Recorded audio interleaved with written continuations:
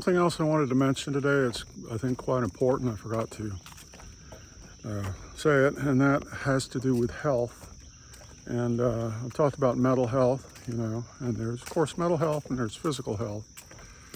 And for example, me lately, I got inspired by someone to seriously, start doing some exercise. I'm going to be 65 soon.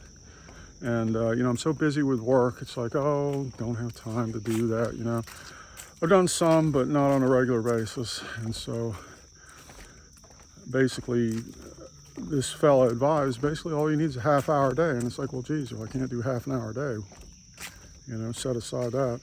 So anyway, that's what I've been doing. And I've been doing some yoga and then high intensity training, resistance training. And what's happened is, before I was so mental, so caught up in work and, thinking details. But now that my body is in better condition, it's as if I'm switching over. So there's more of a balance. My mind's not racing so much. And so anyway, when it comes to physical and mental health, obviously today mental health problems are just off the scale. They're everywhere. Physical health, very difficult to maintain, mainly because of all the influences of industrial toxins, processed food, EMF fields, all this stuff. Well, electromagnetic fields, so the word fields is already in there. But all these factors, plastics, plastics have been discovered in people's heart muscles now. No one knows how they got in there, So anyway, when it comes to health, the point I want to make is that what we see is different. Physical health and mental health, that they're separate. Well, what I would say is they're not. They're the same thing.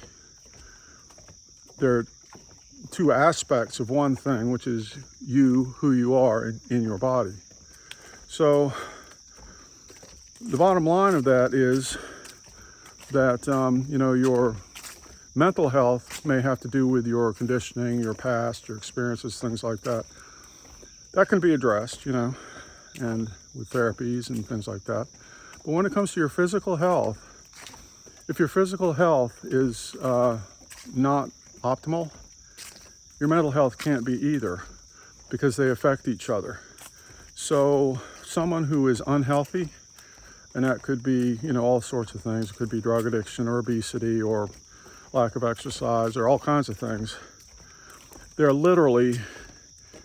might seem nice enough, or maybe they're not, or whatever your perception is, they cannot possibly be completely mentally healthy because of the physical aspect.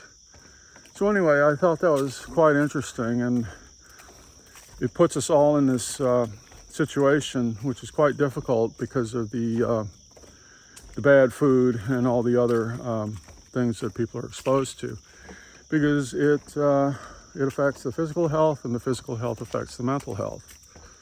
So it's somewhat of a slippery slope, and people do what they can to try to eat well. Well, some people do, or they try to buy organic food and all these other things, and but it's getting to the point where these chemicals are so prevalent. They're in just about everything. It's getting ridiculously hard to avoid, and statistically the cases of mental disorders, depression, and so on are skyrocketing.